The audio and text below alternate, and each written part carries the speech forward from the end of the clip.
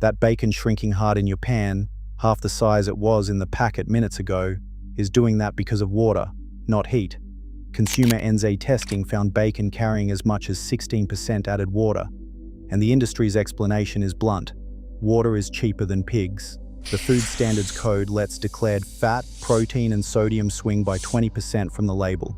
Today I'm checking bacon from 6 major New Zealand store banners against that exact standard.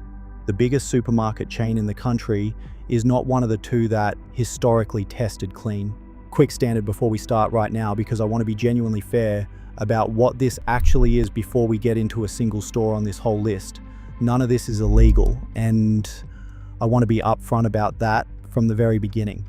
Manufacturers add water to bacon as part of the brine that actually cures it, a process that's been standard industry practice across the entire sector for decades now, going back generations. And the shared Australia-New Zealand Food Standards Code even lets declared fat, protein and sodium swing by up to 20% from the label without any penalty at all, purely because the whole entire system works on average values rather than exact figures.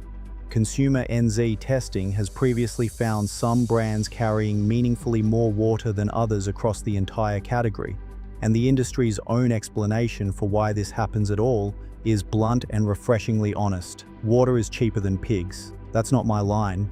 That's a real on-record quote from the actual people who make the stuff for a living day in and day out.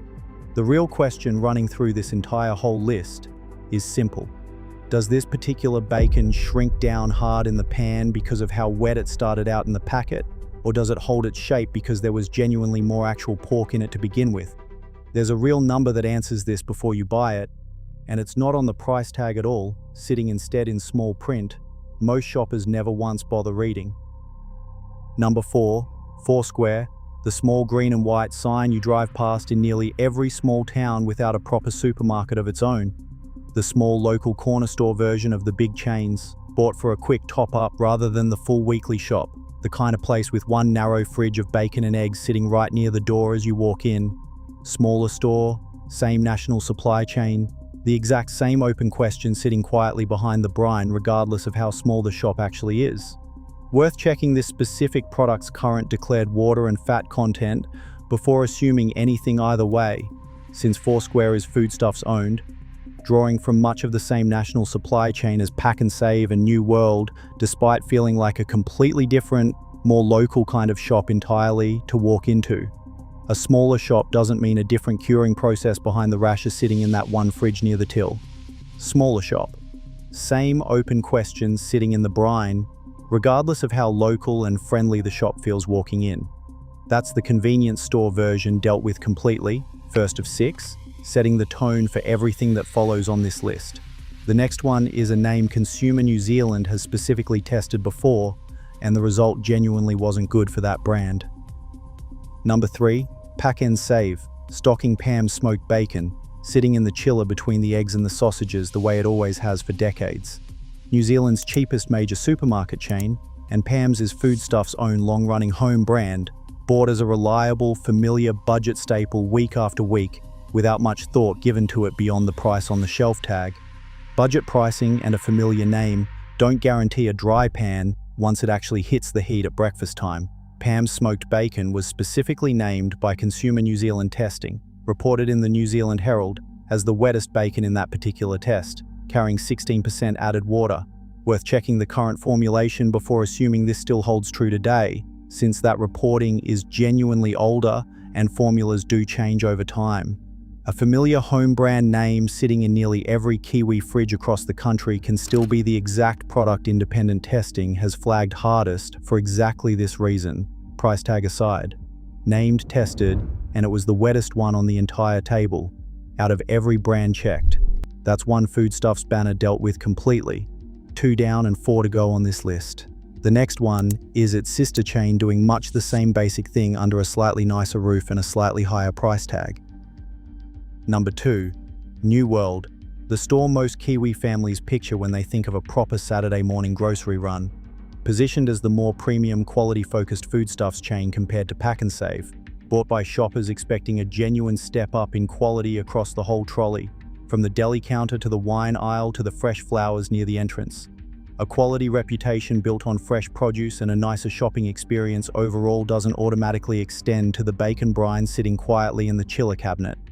Worth checking this specific product's current declared water and fat content before assuming the nicer feel of the store settles the question one way or the other for you. Premium feeling positioning doesn't tell you anything meaningful about what's actually sitting inside the brine before the rash has even been sliced and packed. Nicer trolleys, nicer lighting, nicer everything. Same unanswered question in the pack, sitting quietly on the same nutrition panel as the cheaper stores. That's the premium feeling chain handled completely. 3 down, and the pattern holding steady across every store so far. The final one is the biggest supermarket name in the entire country, sitting on shelves from one end of New Zealand to the other. Number 1. Woolworths, stocking Woolworths brand or Beehive smoked middle bacon, sitting in the chiller right where shoppers grab it without a second thought most weeks, week in and week out, on autopilot. The biggest single supermarket brand in New Zealand, the default shop for a huge share of the entire country. Freshly rebranded from Countdown with new signage on every single storefront nationwide, a fresh coat of paint on stores that have sat in the same spot for decades. The biggest name in New Zealand grocery retail is not automatically the name with the driest pan once the heat goes on, no matter how much market share sits behind that logo out front. Beehive smoked middle bacon was specifically named in the same older round of Consumer New Zealand testing as exceeding the tolerated protein variance. Worth checking the current formulation and which specific brand is actually stocked before writing, since store ranges genuinely do shift and reformulate over time. National market share across every town in the country doesn't tell you anything about where one specific rasher lands against its own declared label once you actually bother to check it yourself. Biggest name in New Zealand grocery. Same real question as everyone else on this list, worth checking for yourself before you buy it again next week. If the biggest chain in the entire country doesn't automatically clear this bar, here's what the 2 that actually did look like instead. Okay, 4 stores down, and I want to be genuinely clear about something before we move on, because it matters here. None of this is illegal, and nobody's doing anything they're not legally allowed to do under the current rules governing this entire industry. It's a real number sitting quietly in the brine that most shoppers never once think to check before it hits the pan on a Saturday morning. Here are 2 stores worth checking first next time you're deciding where to shop. Pass number 1, Fresh Choice, stocking Harrington's dry-cured bacon, sitting on a shelf most shoppers walk straight past without a second thought most weeks. A smaller regional chain most shoppers don't immediately think of when picturing the big supermarkets operating in this country, often tucked into smaller towns and suburbs. The giant chains haven't bothered opening a store in at all. Harrington's Dry Cured was specifically named among the brands Consumer NZ found carried no added water at all in its wider survey of the entire category. Worth confirming the current formulation still matches before assuming it holds true today. Named, tested, and it came back genuinely dry, the way bacon used to be made before brine injection became the standard shortcut almost everywhere else in the industry, decades ago now. Pass 2, the warehouse, market kitchen range, or a store stocking Henderson's, sitting quietly on a shelf between the homeware and the school supplies, in a store most people would never think to check for bacon at all. A store most people don't even think of as a supermarket at all. Better known for everything from clothes to homeware to school stationery than for groceries, now quietly stocking meat and pantry staples of its own near the back of the store. Henderson's was also specifically named among the brands that passed Consumer NZ's no added water testing in that same wider survey. Worth confirming the current specific product and formulation before stating it as settled fact today. A name most shoppers wouldn't guess. First, beat the big 4 supermarket chains at their own game entirely. On the one measure that actually decides how much of what you paid for ends up staying in the pan, instead of evaporating straight out of it into steam. Here's the actual mechanics of checking this yourself, because it takes about 10 seconds once you know exactly where to look on the pack.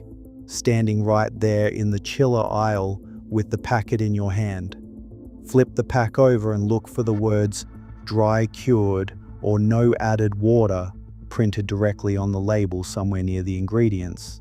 Since manufacturers who genuinely don't inject brine are usually proud enough of that fact to say so clearly, rather than leave it buried in a nutrition panel, most shoppers skim straight past on the way to the checkout.